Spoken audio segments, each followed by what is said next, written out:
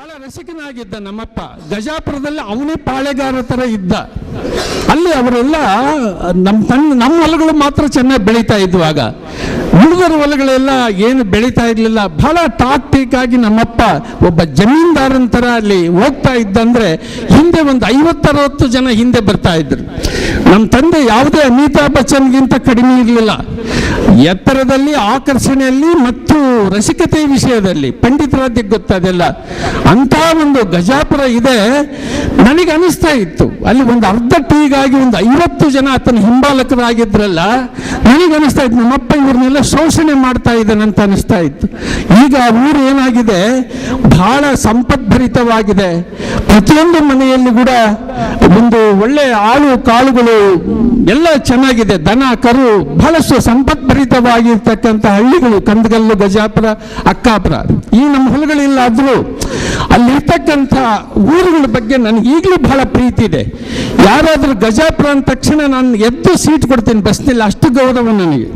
ನೋಡಿ, ಆ ಗ್ರಾಮದಲ್ಲಿ ನಮ್ಮ ಹನುಮಂತಪ್ಪ ಗೊಂದಲಿಗರು ಬಹಳ ಮುಖ್ಯವಾಗಿರ್ತಕ್ಕಂಥ ಜಾನಪದ ಪ್ರಕಾರಗಳಲ್ಲಿ ಬಹಳ ಹೆಸರು ಮಾಡಿದಂಥ ದೊಡ್ಡ ಒಂದು ಜಾನಪದ ಪ್ರಕಾರ ಯಾವುದೋ ಗೊಂದಲಿಗರ ಹಾಡುಗಳು, ಅದು ಅದ್ಭುತವಾಗಿರ್ತಕ್ಕಂಥ ಗಾಯಕರು ಇಲ್ಲಿ ಬಂದಿದ್ದಾರೆ. ಇವೆಲ್ಲ ನೋಡಿದ್ರೆ ನಮ್ಮ ಭೀಮಣ್ಣ ಬಹಳ ಅದೃಷ್ಟವಂತ ಅಂತ ಅನಿಸ್ತಾ ಇದೆ. ನೋಡಿ ಪ್ರಪ್ರಥಮ ಪದವೀಧರ ಗಜಾಪುರದಲ್ಲಿ ಯಾರಾದರೂ ಇದ್ರೆ ನಮ್ಮ ಭೀಮಣ್ಣ. ಪ್ರಪ್ರಥಮವಾಗಿ ಕಾಲೇಜ್ ಹತ್ತಿದಂಥ ಒಬ್ಬ ಯುವಕ. ಈ ಕಾರಣಕ್ಕೆ ಆತ ನನಗೆ ಸಹೋದರ ಸಮಾನ ಅಂತ ನಾನು ತಿಳ್ಕೊಂಡಿದ್ದೀನಿ. ಹಾಗೆ ಅಷ್ಟೇ ಅಲ್ಲದೆ ಇಲ್ಲಿ ನಡೆದಂಥ ಇಷ್ಟೊಂದು ಜನಸ್ತೋಮವನ್ನು ನೋಡಿದಾಗ ನಮ್ಮ ಪುಸ್ತಕಗಳಿಗೆ ಎಂಕಾಣೋನ ಸೀನಾ ಬಿಟ್ಟರೆ ಬೇರೆ ಇನ್ನೊಬ್ಬ ಪ್ರೇಕ್ಷಕರು ಬರೋದಿಲ್ಲ, ಆಡಿಯನ್ಸ್ ಬರೋದಿಲ್ಲ.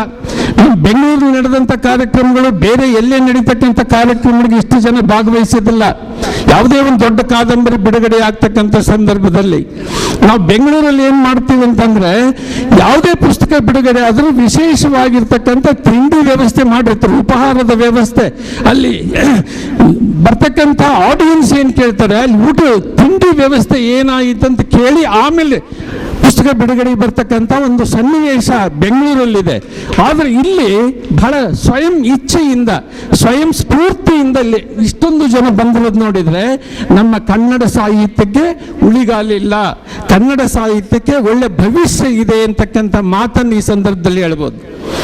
ಯಾಕಂದ್ರೆ ಇಷ್ಟೆಲ್ಲ ಬಂದಿದ್ದೀರಿ, ಸಮಾಜದ ಬೇರೆ ಬೇರೆ ವರ್ಗದಿಂದ ಬೇರೆ ಬೇರೆ ಜಾಯಮಾನದ ಜನ ಬಂದಿದ್ದೀರಿ, ರಾಜಕಾರಣಿಗಳು ಬಂದಿದ್ದೀರಿ, ವಕೀಲರುಗಳು ಬಂದಿದ್ದೀರಿ, ಆಮೇಲೆ ಒಂದು ಫೋಕಿಗೆ ಸಂಬಂಧಪಟ್ಟಂತ ಜನ ಬಂದಿದ್ದೀರಿ, ಆಮೇಲೆ ಅಸಂಖ್ಯಾತ ನಮ್ಮ ಸಹೋದರಿಯರು ಇಲ್ಲಿ ಬಂದಿದ್ದಾರೆ. ಇದೆಲ್ಲ ಒಂದು ಕನ್ನಡ ಪುಸ್ತಕ ಬಿಡುಗಡೆಯ ಒಂದು ಸಂದರ್ಭದ ಒಂದು ಬಹಳ ಅದ್ಭುತವಾಗಿರ್ತಕ್ಕಂಥ ರೋಚಕ ಸನ್ನಿವೇಶ ಅಂತ ನಾನು ತಿಳ್ಕೊಂಡಿದ್ದೀನಿ. ಸ್ವಲ್ಪ ನೀರು ಕೊಡಿ. ಎಲ್ಲ ನೋಡಿ, ಪುಸ್ತಕ ಬಿಡುಗಡೆ ಮಾತಾಡಲಿಕ್ಕೆ, ಒಂದು ಪುಸ್ತಕದ ಬಗ್ಗೆ ಮಾತಾಡಲಿಕ್ಕೆ, ಅದೇನು ಮಹಾಕಾದಂಬರಿ ಇಲ್ಲ, ರಾಮಾಯಣ ದರ್ಶನ ಲೆವೆಲ್ಲಿನ ಒಂದು ಮಹಾಕಾವ್ಯ ಅಲ್ಲ. ಆ ಕುರಿತು ಮಾತಾಡಲಿಕ್ಕೆ ಕುವೆಂಪು ವಿಶ್ವವಿದ್ಯಾನಿಲಯ ಕನ್ನಡ ವಿಭಾಗದ ನಿರ್ದೇಶಕರಾಗಿರ್ತಕ್ಕಂಥ ಡಾಕ್ಟರ್ ಪ್ರಶಾಂತ್ ನಾಯಕ್ ಬಂದಿದ್ದಾರೆ. ಇದು ದೊಡ್ಡ ಒಂದು ವಿಶೇಷವಾಗಿರ್ತಕ್ಕಂಥ ಸಾಂಸ್ಕೃತಿಕ ಮೆರಗನ್ನು ನಮ್ಮ ಕೂಡ್ಲಿಗೆ ನೀಡ್ತದೆ ಅಂತ ಭಾವಿಸ್ತಾ ಇದ್ದೀನಿ ನಾನು.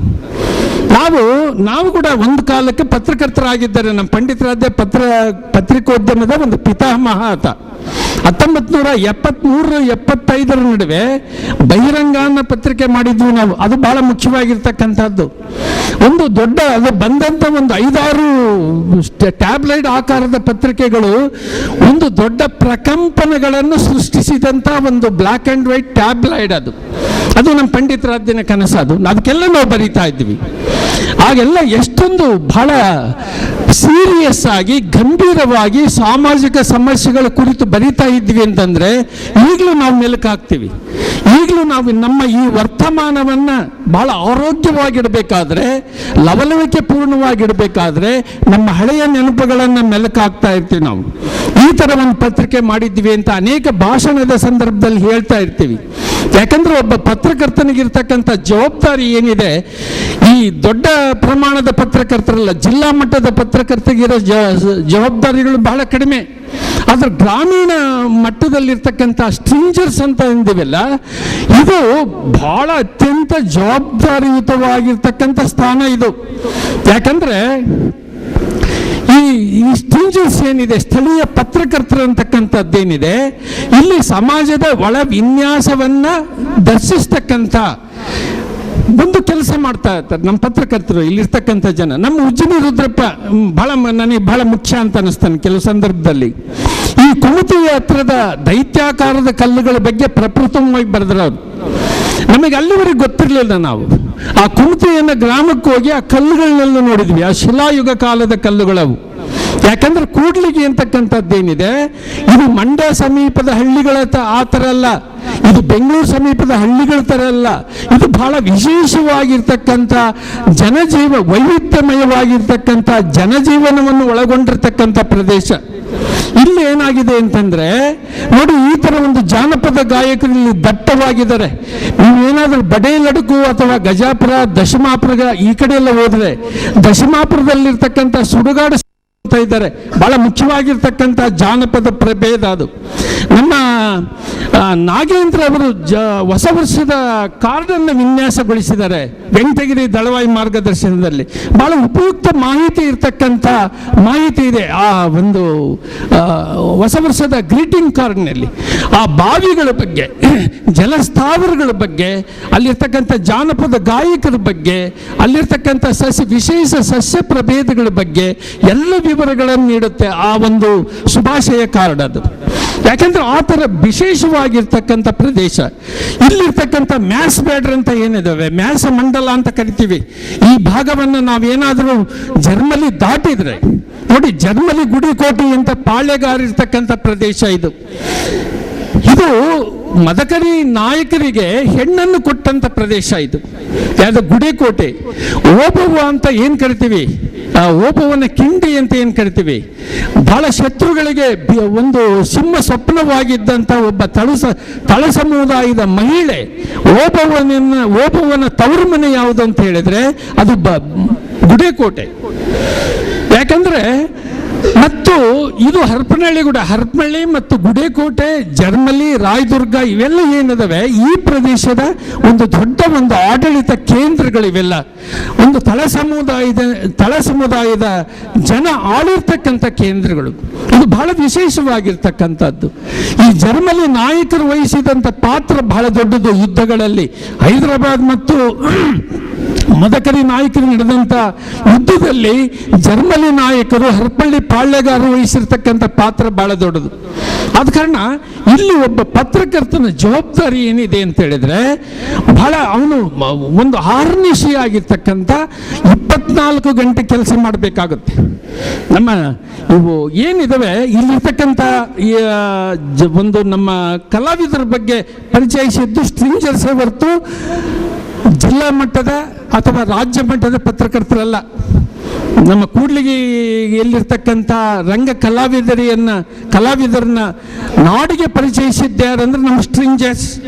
ನಮ್ಮ ಸಿದ್ದರಾಮ ಹಿರೇಮಠ ಅವರು ಬರೀತಾರೆ, ಇಲ್ಲಿ ಗುಳ್ಳವನ್ ಜಾತ್ರೆ ಅಂತಕ್ಕಂಥ ನಡೆಯುತ್ತೆ, ಅದು ನಮ್ಗೆ ಯಾರಿಗೂ ಗೊತ್ತಿರಲಿಲ್ಲ. ಅದನ್ನು ಪರಿಚಯಿಸಿದ್ದು ನಮ್ಮ ಸಿದ್ದರಾಮ ಹಿರೇಮಠ, ಅದನ್ನು ಪರಿಚಯಿಸಿದ್ದು ನಮ್ಮ ಭೀಮಣ್ಣ ಗಜಾಪುರ, ಅದನ್ನು ಪರಿಚಯಿಸಿದ್ದು ನಮ್ಮ ಉಜ್ಜಿನಿ ರುದ್ರಪ್ಪ. ಈ ಥರ ಒಂದು ಬಹಳ ಈ ಪ್ರದೇಶ ಏನಿದೆ, ಈ ಪ್ರದೇಶದಲ್ಲಿ ಪತ್ರಕರ್ತರ ಜವಾಬ್ದಾರಿ ಬಹಳ ಇದೆ. ನಮ್ಮ ಪತ್ರಕರ್ತರಿಗೆ ಒಂದು ಏನಿದೆ, ಒಂದು ಪತ್ರಕರ್ತರಿಗೆ ಸರಿಯಾದ ಒಂದು ವ್ಯವಸ್ಥೆ ಇಲ್ಲ. ಒಂದು ಸೆಂಟಿಮೀಟರ್ ಆಧಾರದ ಮೇಲೆ ಕೊಡ್ತಕ್ಕಂಥ ಈ ಸಂಭಾವನೆ ಏನಿದೆ ಬಹಳ ಅಪಾಯಕಾರಿಯಾಗಿರ್ತಕ್ಕಂಥ ಸಂಭಾವನೆ ಅದು.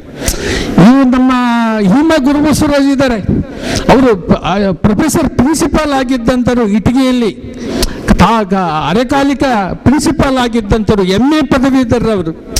ಅವರು ನೋಡಿ ಈ ಕ್ಷಣ ಅವರು ಶ್ರೀಮತಿಯವರು ಶಿಕ್ಷಕಿಯಾಗಿದ್ದಾರೆ ಸರಿ, ಇಲ್ಲದ್ರೆ ಬದುಕೋದು ಬಹಳ ಕಷ್ಟ. ಈ ಒಂದು ಪುಡಿಗಾಸಿನ ಮೇಲೆ ಬದುಕೋದು ಬಹಳ ಕಷ್ಟ. ಇಂಥ ಒಂದು ಸನ್ನಿವೇಶದಲ್ಲಿ ನಾವು ಬರೆಯೋದಿದೆಯಲ್ಲ, ನಾವು ಅಪಾಯಗಳನ್ನು ಎದುರಕೊಂಡು ಬರೀತಕ್ಕಂಥದ್ದು ಇದೆಯಲ್ಲ, ಇದು ಬಹಳ ಒಂದು ಸವಾಲಾತ್ಮಕವಾಗಿರ್ತಕ್ಕಂಥ ಒಂದು ವೃತ್ತಿ ಅಂತ ನಾನು ಭಾವಿಸ್ತಾ ಇದ್ದೀನಿ. ಇದರ ನಡುವೆ ನಾವು ಈ ಥರ ಇಲ್ಲಿ ಈಗ ನಮ್ಮ ಭೀಮಣ್ಣ ಗಜಾಪುರ ಹೇಳಿದರು, ಎಲ್ಲೆಲ್ಲಿ ಯಾವ ಶಾಲೆಗಳ ಬಗ್ಗೆ ಅಜಿನಪ್ಪ ಮಂಗಳೂರಲ್ಲಿ ಮೊನ್ನೆ ನಾನು ಹೋದಾಗ ಅಜಿನಪ್ಪ ಅವರ ಶಾಲೆಗೆ ಹೋಗಿದ್ದೆ, ಕನ್ನಡಪ್ರಭದ ವಾರ್ಷಿಕ ವ್ಯಕ್ತಿ ಪ್ರಶಸ್ತಿ ಪಡೆದಂಥ ಅವರ ಸ್ಕೂಲಿಗೆ ಹೋಗಿದ್ದೆ. ಒಬ್ಬ ತರಕಾರಿ ಮಾಡ್ತಕ್ಕಂಥ ಒಬ್ಬ ಮನುಷ್ಯ ಒಂದು ದೊಡ್ಡ ಶಿಕ್ಷಣ ಸಂಸ್ಥೆಯನ್ನು ಸ್ಥಾಪಿಸ್ತಾನೆ. ಇವನ್ನ ಯಾರು ನಾವು ಸೃಷ್ಟಿಸಬೇಕು ಅಂತ ಹೇಳಿದ್ರೆ ನಮ್ಮ ಪತ್ರಕರ್ತರೇ ಇದಕ್ಕೆ ಸ್ಫೂರ್ತಿ ಆಗಬೇಕು. ಇಲ್ಲಿ ಅಲಕ್ಷಿತ ಘಟನೆಗಳು ಏನು ನಡೀತವೆ ಅದನ್ನು ಹೆಕ್ಕಿ ತೆಗಿತಕ್ಕಂಥ ಕೆಲಸವನ್ನು ನಾವು ಮಾಡ್ತಾ ಇದೀವಲ್ಲ, ಇದು ಬಹಳ ಮುಖ್ಯವಾಗಿರ್ತಕ್ಕಂಥದ್ದು. ನಾನು ದೊಡ್ಡ ಲೇಖಕರು ಸಣ್ಣ ಲೇಖಕರು ಅಂತ ಹೇಳಕ್ ಹೋಗಲ್ಲ.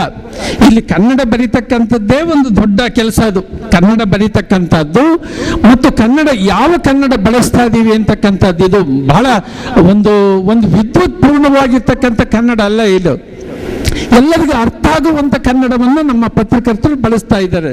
ಸರಳಗನ್ನಡದಲ್ಲಿ ಈ ಸಮಾಜದ ಆಂತರಿಕ ಸಮಸ್ಯೆಗಳನ್ನು ಅಭಿವ್ಯಕ್ತಗೊಳಿಸ್ತಾರೆ. ಇದು ಬಹಳ ಮುಖ್ಯವಾಗಿರ್ತಕ್ಕಂಥದ್ದು.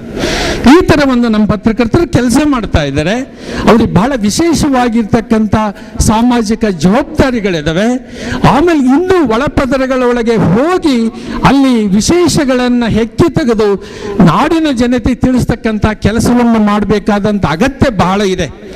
ಇದಿಷ್ಟೇ ಅಲ್ಲ, ಕೂಡ್ಲಿಗಿ ತಾಲೂಕು ಅಂದ್ರೆ ಕೇವಲ ಕೂಡ್ಲಿಗಿ ತಾಲೂಕಲ್ಲ. ನಾವು ಈ ಪೂಜಾರಳ್ಳಿ, ಈ ರಾಯಾಪುರ, ಇವೇನಿದೆ ಕುಂತಿ, ನಮ್ಮ ಆಲೂರು, ಇಲ್ಲಿಂದ ಸೀದಾ ನಾವು ಹೈವೇವರೆಗೆ ಬರಬೇಕು. ಹಳ್ಳಿಗಳನ್ನು ನೋಡ್ತಾ ಅಲ್ಲಿರ್ತಕ್ಕಂಥ ಮ್ಯಾಸ್ ಬ್ಯಾಡ್ರ್ ಕಲ್ಚರ್ ಏನಿದೆ ಅದು ಬಹಳ ವಿಶಿಷ್ಟಪೂರ್ಣವಾಗಿರ್ತಕ್ಕಂಥ ಒಂದು ಸಾಮಾಜಿಕ ವ್ಯವಸ್ಥೆ. ನೀವು ಗೊಲ್ರಟ್ಟಿ ಅಂತ ಓದಿ, ಗೊಲ್ರಟ್ಟಿ ಅಂತ ಇದೆ ಕಾನಮಡಗತ್ರ.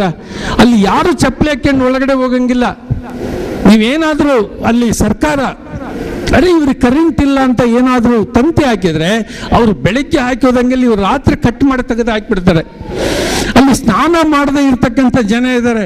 ತಿಂಗಳಗಟ್ಟಲೆ ಸ್ನಾನ ಮಾಡಿದ್ರು ಮೈ ಹೊಲಸಾಗದೆ ಇರ್ತಕ್ಕಂಥ ವಿಶೇಷವಾದ ಒಂದು ಶಕ್ತಿ ಇರ್ತಕ್ಕಂಥ ಜನ ಅಲ್ಲೆಲ್ಲ ಇದ್ದಾರೆ. ಗಾದೆ ಮಾತುಗಳು ಇವುಗಳನ್ನೆಲ್ಲ ಉಳಿಸ್ಬೇಕಾದಂಥ, ಬೆಳೆಸಬೇಕಾದಂಥ ಗುರುತರ ಜವಾಬ್ದಾರಿ ನಮ್ಮ ಪತ್ರಕರ್ತರ ಮೇಲಿದೆ. ಇದು ಬಹಳ ಮುಖ್ಯವಾಗಿರ್ತಕ್ಕಂಥದ್ದು. ಆದ ಕಾರಣ ನಮ್ಮ ಭೀಮಣ್ಣ ಗಜಾಪುರ ಬರೆದಂಥ ಬಹಳ ಪುಸ್ತಕ ಅದು ನನಗೆ ಬಹಳ ಇಷ್ಟವಾದಂಥ ಒಂದು ಈ ಭಾಗದ ಒಂದು ಚರಿತ್ರೆಯನ್ನ ನಾಡಿಗೆ ಪರಿಚಯಿಸ್ತಕ್ಕಂಥ ಅಪರೂಪದ ಕೃತಿ ಅಂತ ನಾನು ತಿಳ್ಕೊಂಡಿದ್ದೀನಿ. ಆ ಕೃತಿ ಬಗ್ಗೆ ನಮ್ಮ ಪ್ರಶಾಂತ್ ನಾಯಕ್ ಬಹಳ ವಿವರವಾಗಿ ಮಾತಾಡಲಿದ್ದಾರಾದ್ರಿಂದ ನಾನು ಹೆಚ್ಚಿಗೆ ಮಾತಾಡಕ್ಕೆ ಹೋಗೋದಿಲ್ಲ. ಅದ ಕಾರಣ ನನಗೆ ಭೀಮಣ್ಣ ಗಜಾಪುರ ಕೇಳಿದ್ರು, ಸರ್ ಕೊಟ್ಟೂರೇ ಬಿಡುಗಡೆ ಮಾಡಿದ್ರು ಹೇಗೆ ಅಂತ ಕೇಳಿದ್ರು. ಬೇಡಪ್ಪ, ನಮ್ಮ ನಾಗೇಂದ್ರ ಅವರಿದ್ದು, ನಮ್ಮ ವೆಂಕಟಗಿರಿ ದಳವಾಯಿ ಅವರು ಇದ್ದಾರೆ ಅಲ್ವಾ, ಇವರು ಸಹಕಾರದಲ್ಲಿ ನೀನು ಕೂಡ್ಲಿಗೆಯಲ್ಲೇ ಮಾಡು ಅಂತ ಹೇಳಿದ್ವಿ. ಇಲ್ಲಿ ಉಡೇನ್ ಕೃಷ್ಣಮೂರ್ತಿ, ನಮ್ಮ ನಾಗರಾಜು, ಎಲ್ಲ ಪತ್ರಕರ್ತರು ಇರ್ತಕ್ಕಂಥ ಪ್ರದೇಶದಲ್ಲಿ ಆ ಊರಲ್ಲಿ ನೀವು ಮಾಡಬೇಕು ಅಂತ ಹೇಳಿದಾಗ ಅದು ಇಲ್ಲೇ ಮಾಡೋಕೆ ಒಪ್ಕೊಂಡ್ರು. ಅದರಿಂದ ಇದು ಬಹಳ ಸಂತೋಷದ ಆಗಬೇಕಾಗಿದ್ದ ಕಾರ್ಯಕ್ರಮ ಬಹಳ ಸ್ವಲ್ಪ ಲೇಟಾಗಿ ಶುರುವಾಗಿದೆ. ಆದ್ದರಿಂದ ಇದು 4 ಗಂಟೆವರೆಗೆ ಇಷ್ಟೆಲ್ಲ ಮಹನೀಯರು ಮಾತಾಡ್ತಾ ಇದ್ದಾರೆ ಅಂತ ಅನಿಸುತ್ತೆ. ಆದ ಕಾರಣ ನನ್ನ ಭಾಷಣವನ್ನು ನಾನು ಮುಗಿಸ್ತಾ ಇದ್ದೀನಿ. ಇನ್ನು ಹೆಚ್ಚು ಬರೀಬೇಕು ನಾವು. ಕೇವಲ ಇಷ್ಟು ಬರೆಯೋದಲ್ಲ, ನೀವೇನು ಮಾಡಬೇಕು ಅಂತ ಹೇಳಿದರೆ, ನೀವು ಬಳ್ಳಾರಿ ಬಗ್ಗೆ ಬರಿತೀನಿ ಅಂದರೆ ಬಳ್ಳಾರಿ ಇತಿಹಾಸ ಗೆಜಿಟೇರ್ ಸ್ಟಡಿ ಮಾಡಬೇಕು.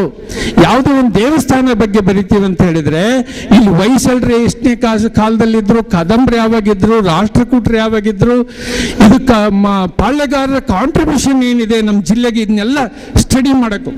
ಆಂಥ್ರೋಪಾಲಜಿ ಸ್ಟಡಿ ಮಾಡಬೇಕು, ಮಾನವ ಶಾಸ್ತ್ರ ಸ್ಟಡಿ ಮಾಡಬೇಕು, ಎಲ್ಲ ಸ್ಟಡಿ ಮಾಡಿ ಆಮೇಲೆ ಕಾವ್ಯಗಳನ್ನು, ಇಲ್ಲಿರ್ತಕ್ಕಂಥ ಜಾನಪದ ಕತೆ ಕವಿತೆಗಳನ್ನು ಸ್ಟಡಿ ಮಾಡಬೇಕು. ಇವೆಲ್ಲ ಸ್ಟಡಿ ಮಾಡೋದ್ರ ಮೂಲಕ ನಾವೊಂದು ವಿಶೇಷವಾಗಿರ್ತಕ್ಕಂಥ ಒಂದು ಪ್ರತಿಭೆಯನ್ನು ಆವಹಿಸಿಕೊಂಡು ಬರೀತಕ್ಕಂಥ ಕೆಲಸ ಮಾಡಬೇಕು. ಬರೀ ಪತ್ರಿಕೆ ಸಂಬಂಧಪಟ್ಟಂಥ ಭಾಷೆ ಉಪಯೋಗಿಸೋದಲ್ಲ. ಇನ್ನೊಬ್ಬರು ನಮ್ಮ NM ರವಿಕುಮಾರ್ ಇದ್ದಾರೆ, ಬಹಳ ದೊಡ್ಡ ವೃತ್ತಿ ರಂಗಭೂಮಿಯ ನಾಟಕ ಕರ್ತೃಗಳು ಇಲ್ಲಿ ಬಂದಿದ್ದಾರೆ. ಅವ್ರನ್ನ ಸ್ಮರಣೆ ಮಾಡಬೇಕಾದ್ದು ನಾನು ಬಹಳ ಸಂತೋಷ. ಇವೆಲ್ಲ ಸ್ಟಡಿ ಮಾಡಬೇಕು, ನಾವೆಲ್ಲ ಸ್ಟಡಿ ಮಾಡಬೇಕು, ಎಲ್ಲ ಜ್ಞಾನಗಳನ್ನು ಅರಿಸ್ಕೋಬೇಕು ನಾವು. ಇವತ್ತು ಕೋಳಿ ಕೊಟ್ಟರೆ ಇವರು ಇಷ್ಟೊಂದು ಬಹಳ ಶಕ್ತಿಪೂರ್ಣವಾಗಿ ಈಗ ಎಚ್.ಡಿ. ಅವ್ರಿಗಿಂತ ಯಾಕೆ ಭಿನ್ನವಾಗಿ ಕಾಣ್ತಾರೆ ಅಂತಂದ್ರೆ ನಮ್ಮ ಈ ನೆಲದ ಒಂದು ಶಕ್ತಿಯನ್ನ ಅವರು ಬೇರೆ ರೀತಿ ದುಡಿಸ್ಕೊಳ್ತಾ ಇದ್ದಾರೆ. ಅದನ್ನು ನಾವು ಮರಿಬಾರ್ದು. ಆದ್ರಿಂದ ಎಲ್ಲ ಸ್ಟಡಿ ಮಾಡ್ಬೇಕು ನಾವು. ಇಲ್ಲಿರ್ತಕ್ಕಂಥ ವಾಸ್ತುಶಿಲ್ಪದ ಬಗ್ಗೆ, ಇತಿಹಾಸ, ಆಮೇಲೆ ಜಾನಪದ, ರಂಗಭೂಮಿ ಇತಿಹಾಸ ಎಲ್ಲವನ್ನೂ ಸ್ಟಡಿ ಮಾಡ್ಕೊಂಡು ಬರೀತಕ್ಕಂಥ ಕೆಲಸ ಮಾಡಿದಾಗ ನಮ್ಮಿಂದ ಇನ್ನೂ ಒಳ್ಳೆಯ ಬರಹಗಳು ಬರೆಯಕ್ಕೆ ಸಾಧ್ಯ ಅನ್ನೋ ಮಾತನ್ನು ನಾನು ಹೇಳ್ತಾ ಇದ್ದೀನಿ. ಆಮೇಲೆ ಪತ್ರಕರ್ತರಿಗೆ ಕೇವಲ ಕನ್ನಡ ಒಂದಲ್ಲ, ಇಂಗ್ಲೀಷ್ ಕೂಡ ಬರಬೇಕು. ಅದು ಬಹಳ ಮುಖ್ಯವಾಗಿರ್ತಕ್ಕಂಥದ್ದು. ಇಂಗ್ಲೀಷ್ ಕೃತಿಗಳನ್ನು ಆರಿಸ್ಕೊಳ್ತಕ್ಕಂಥ ಯಾರಾದರೂ ಹೊರಗಿನರು, ಯಾರಾದರೂ ಬೇರೆ ಕನ್ನಡೇತರರು ಏನಾದರೂ ಬಂದರೆ ಅವ್ರನ್ನ ಬೇರೆ ಭಾಷೆಯಲ್ಲಿ ಪ್ರಶ್ನೆಗಳನ್ನು ಕೇಳಬೇಕಾಗುತ್ತೆ. ಆದ್ದರಿಂದ ಆ ಭಾಷೆಯನ್ನು ಆರಿಸ್ಕೊಳ್ಳೋ ಕೆಲಸ ಮಾಡಬೇಕು. ಆಮೇಲೆ ಮುಖ್ಯವಾಗಿ ನೀವು ಶಿಕ್ಷಣಕ್ಕೆ ಒತ್ತು ಕೊಡಬೇಕು. ಎಲ್ಲ ಈ ಶಾಲಾ ವಂಚಿತ ಮಕ್ಕಳೇನಿದಾವೆ, ಡ್ರಾಪ್ ಔಟ್ಸ್ ಏನಿದಾವೆ, ಅವ್ರನ್ನ ಶಾಲೆಗೆ ಕಳಿಸ್ತಕ್ಕಂಥ ಒಂದು ಅಭಿಯಾನವನ್ನು ಪತ್ರಕರ್ತರು ಒಂದು ಮಾಂತ್ರಿಕವಾಗಿ ಅದನ್ನ ಕೈಗೊಳ್ಳಬೇಕಾದಂಥ ಅಗತ್ಯ ಬಹಳ ಇದೆ. ಇದರ ಶಿಕ್ಷಕನಾಗಿ ನಾನು ಈ ಮಾತನ್ನು ಹೇಳ್ತಾ ಇದ್ದೀನಿ. ಅದರಿಂದ ಬಹಳ ಜವಾಬ್ದಾರಿ ಇದೆ. ನೀವು ಕಡಿಮೆ ಸಂಭಾವನೆ ಕೊಡ್ತಾರಂತ ಕಡಿಮೆ ಬೆರೆದು ಈ ಥರ ಎಲ್ಲ ನಾವು ನಿರಂತರ ಇರಬೇಕು. ಭೀಮಣ್ಣ ಅಂದರೆ ಕನ್ನಡ ಪ್ರಭಕ್ಕೆ ಅನಿವಾರ್ಯ ಆಗಬೇಕು. ಸಿದ್ದರಾಮ ಹಿರೇಮಠ ಅಂತ ಅಂದರೆ ಪ್ರಜಾವಾಣಿಗೆ ಅನಿವಾರ್ಯ ಆಗಬೇಕು. ಅದು ವಿಜಯ ಕರ್ನಾಟಕಕ್ಕೆ ವಿಜಯವಾಣಿ ವಿಜಯ ಕರ್ನಾಟಕ ಸುಮಾರೆ ಅನಿವಾರ್ಯ ಆಗ್ಬೇಕು. ನೀವು ಇವ್ರಿಲ್ದಲೇ ನಾವು ಇರಕ್ಕೆ ಸಾಧ್ಯ ಇಲ್ಲಪ್ಪ ಅಂತ ಒಂದು ಸನ್ನಿವೇಶ ನಿರ್ಮಾಣ ಮಾಡಬೇಕು. ಆ ಶಕ್ತಿಯನ್ನು ಆವರಿಸ್ಕೋಬೇಕಾಗುತ್ತೆ. ಅದರಿಂದ ಇದನ್ನು ನೀವು ಬಹಳ ಶ್ರಮ ವಹಿಸಿ ಈ ಶಕ್ತಿಯನ್ನು ರೂಢಿಸ್ಕೋಬೇಕಂತ ಹೇಳ್ತಾ ಇಲ್ಲಿ ಬಹಳ ಸಂತೋಷದಿಂದ ಬಿಡುಗಡೆ ಮಾಡಿದ್ದೀನಿ. ಕಳೆದ ವರ್ಷ ಇದೇ ಸರಿ ನಾನು ಉಜ್ಜಿನಿ ರುದ್ರಪ್ಪನವರ ಪುಸ್ತಕ ಬಿಡುಗಡೆ ಮಾಡಿದ್ದೆ. ಇಲ್ಲಿ ಕೊಟ್ಟೂರಲ್ಲಿ ನನ್ನ ತಾಲೂಕು ಕೇಂದ್ರವಾಗಿರ್ತಕ್ಕಂಥ ಕೂಡ್ಲಿಗೆಯಲ್ಲಿ ನಮ್ಮ ಭೀಮಣ್ಣ ಗಜಾಪುರ ಅವರ ಪುಸ್ತಕ ಬಿಡುಗಡೆ ಮಾಡಿದ್ದೀನಿ. ಮುಂದಿನ ವರ್ಷಕ್ಕೆ ನಮ್ಮ ಕೊಟ್ಟೂರು ತಾಲೂಕು ಅಸ್ತಿತ್ವಕ್ಕೆ ಬರೋದ್ರಿಂದ ಅದರಿಂದ ಅಲ್ವಾ ಇದು ಬಹಳ ನಮಗೆ ಒಂಥರ ಬೇಸರ ಆಗುತ್ತೆ, ಇನ್ನೊಂದು ರೀತಿ ಸಂತೋಷ ಆಗ್ತದೆ. ಅದರಿಂದ ಕೊಟ್ಟೂರು ತಾಲೂಕು ಅಸ್ತಿತ್ವಕ್ಕೆ ಬರಲಿಕ್ಕೆ ನೀವೆಲ್ಲ ಶ್ರಮ ಪಡಬೇಕು. ಕೊಟ್ಟೂರಿಗೆ ಒಂದು ಗೌರವ ಸ್ಥಾನ ರಾಜಕೀಯ ನಕ್ಷಿದ್ದಾರೆ. ಕೊಟ್ಟೂರಿನ ಅನೇಕ ಮಹನೀಯರು ಇಲ್ಲಿ ಇರೋದ್ರಿಂದ ಈ ಮಾತನ್ನು ಹೇಳ್ತಾ ಇದ್ದೀನಿ. ಅದ ಕಾರಣ ಬಹಳ ಸಂತೋಷ ಆಗಿದೆ. ಈ ಪುಸ್ತಕಕ್ಕೆ ಎಲ್ಲ ಗೌರವ ಸಿಗಲಿ. ನೀವೇನು ಮಾಡಬೇಕು ಅಂತ ಹೇಳಿದ್ರೆ ಇಷ್ಟು ಜನ ಬಂದರೆ ಅಷ್ಟೇ ಅಲ್ಲ, ಅವರು ಪ್ರಕಟಿಸಿರ್ತಕ್ಕಂಥ ಎಲ್ಲ ಪುಸ್ತಕಗಳು ಖರ್ಚಾಗಬೇಕು. ಅದು ಖರೀದಿ ಮಾಡಬೇಕು, ಖರ್ಚಾಗಬೇಕು. ನಮ್ಮ ತಾಲೂಕಿನ ಬಗ್ಗೆ ನಾವು ತಿಳ್ಕೋಬೇಕಾದ್ರಿಂದ ಅದನ್ನು ತಿಳ್ಕೊಂಡು ಓದ್ತಕ್ಕಂಥ ಒಂದು ದೇವರ ಸದ್ಬುದ್ಧಿಯನ್ನು ನಿಮ್ಮೆಲ್ಲರಿಗೂ ಕೊಡಲಿ ಅಂತ ಆಶಿಸ್ತಾ ನಾನು ಮಾತನ್ನು ಮುಗಿಸ್ತೇನೆ. ನಮಸ್ಕಾರ. ರಾಜ್ಯಾದ್ಯಂತ ಕೂಡ್ಲಿಗಿ ತಾಲೂಕಿನ ಹೆಸರನ್ನು ಅವಿಸ್ಮರಣೀಯವಾಗಿ ಮಾಡಿದ ಖ್ಯಾತ ಸಾಹಿತಿಗಳಾಗಿರ್ತಕ್ಕಂಥ ಸನ್ಮಾನ್ಯ ಕು ವೀರಭದ್ರಪ್ಪ ಸರ್ ಅವರು ಈ ಒಂದು ಪುಸ್ತಕದ ಬಿಡುಗಡೆಯನ್ನು ಮಾಡಿ ತಮ್ಮ ಅನಿಸಿಕೆಗಳನ್ನು ಹೇಳುವುದರೊಂದಿಗೆ ಆ ಪುಸ್ತಕದ ಮೌಲ್ಯ ಮತ್ತಷ್ಟು ಹೆಚ್ಚಾಗಿದೆ ಅಂತ ಭಾವಿಸ್ತಾ, ಹಾಗೆಯೇ ಖಡ್ಗಕ್ಕಿಂತ ಲೇಖನ ಹಿರಿದು ಎನ್ನುವ ಹಾಗೆ ಲೇಖಕನಾಗಿರ್ತಕ್ಕಂಥವನ ಜವಾಬ್ದಾರಿಗಳನ್ನು ಅಚ್ಚುಕಟ್ಟಾಗಿ ತಿಳಿಸಿದ್ದಾರೆ. ಶ್ರೀಯುತರಿಗೆ ತುಂಬ ಹೃದಯದ ಧನ್ಯವಾದಗಳನ್ನು ಹೇಳ್ತಾ, ಈಗ ಕೃತಿ ಪರಿಚಯ Shri doctor Prashant Nayak, associate professor, Kannada Bharathi Kuvempu ವಿಶ್ವವಿದ್ಯಾಲಯ ಶಂಕರಘಟ್ಟ, ಇವರು ನೆರವೇರಿಸಿಕೊಡ್ಬೇಕಾಗಿ ವಿನಂತಿಯನ್ನು ಮಾಡ್ತಾರೆ. ನಿಮಗೆ ಮೊದಲಿಗೆ ನಾನು ಅಭಿನಂದನೆಯನ್ನು ಹೇಳಿ ಆನಂತರ ನಾನು ನನ್ನ ಮಾತುಗಳಿಗೆ ವಿಸ್ತರಿಸೋಕ್ಕೆ ಪ್ರಯತ್ನ ಮಾಡ್ತೀನಿ. ಕಾರಣ ಇಷ್ಟೇ, ಈಗಾಗಲೇ ಅದನ್ನು ಮಾತನಾಡ್ತಾ ಈ ನೆಲದ ಬಹಳ ಶಕ್ತಿ ಕವಿ, ಈ ನೆಲವನ್ನು ಅಕ್ಷರ ಲೋಕದಲ್ಲಿ ಬಹಳ ದೊಡ್ಡ ಸ್ಥಾನಕ್ಕೆ ಕೊಂಡೊಯ್ದು ಕೇಂದ್ರ ಸಾಹಿತ್ಯ ಅಕಾಡೆಮಿ ಪ್ರಶಸ್ತಿಯನ್ನು ಈ ನೆಲಕ್ಕೆ ದಕ್ಕಿಸಿಕೊಟ್ಟಿರುವ ಒಬ್ಬ ಮಹತ್ವದ ಲೇಖಕ ಹೇಳಿದ ಮಾತುಗಳನ್ನು ಇಟ್ಕೊಂಡೆ ನಾನು ನಿಮಗೆ ಅಭಿನಂದನೆಗಳನ್ನು ಹೇಳಕ್ಕೆ ಬಯಸ್ತೀನಿ. ಬೆಂಗಳೂರಿನಂಥ ನಗರದಲ್ಲಿ, ಶಿವಮೊಗ್ಗದಂಥ ನಗರದಲ್ಲಿ ಒಂದು ಕಾರ್ಯಕ್ರಮ ಮಾಡ್ತೀವಿ ಅಂತಂದರೆ ಕಷ್ಟಪಟ್ಟು ಜನಗಳನ್ನು ಹೊಂದಿಸುವಂಥ ಅಗತ್ಯ ಇದೆ. ಅದರಲ್ಲೂ ಒಂದು ಪುಸ್ತಕ ಬಿಡುಗಡೆ ಅಂತ ಕಾರ್ಯಕ್ರಮಗಳನ್ನು ಮಾಡಿದ್ರಂತೂ ನಿರೂಪಕರಿರೋರು, ವೇದಿಕೆಯಲ್ಲಿರೋರು ಮತ್ತು ವಂದನಾರ್ಪಣೆ ಮಾಡೋಕ್ಕಿರೋರು ಮತ್ತು ಅವರ ಕುಟುಂಬದವ್ರು ಬಿಟ್ಟರೆ ಜನ ಇರೋದಿಲ್ಲ. ಕೂಡ್ಲಿಗಿ ಅಂತ ನಗರದಲ್ಲಿ ಇಷ್ಟು ಮಟ್ಟಿಗೆ ಇಷ್ಟು ಮಧ್ಯಾಹ್ನದ ಹೊತ್ತಿನಲ್ಲೂ ಕೂಡ ಈ ಧಗೆಯಲ್ಲಿ ಮತ್ತು ಮಧ್ಯಾಹ್ನದ ಊಟವನ್ನು ಮರೆತ ಹಾಗೆ ಇಷ್ಟು ಜನ ಸೇರಿರೋ ಕಾರಣಕ್ಕಾಗಿ ನಿಮಗೆ ಮೊದಲು ಅಭಿನಂದನೆಗಳನ್ನು ಹೇಳಿ ನಾನು ಒಂದು 4 ಮಾತುಗಳನ್ನು ನಿಮಗೆ ಹೇಳೋಕ್ಕೆ ಬಯಸ್ತೇನೆ.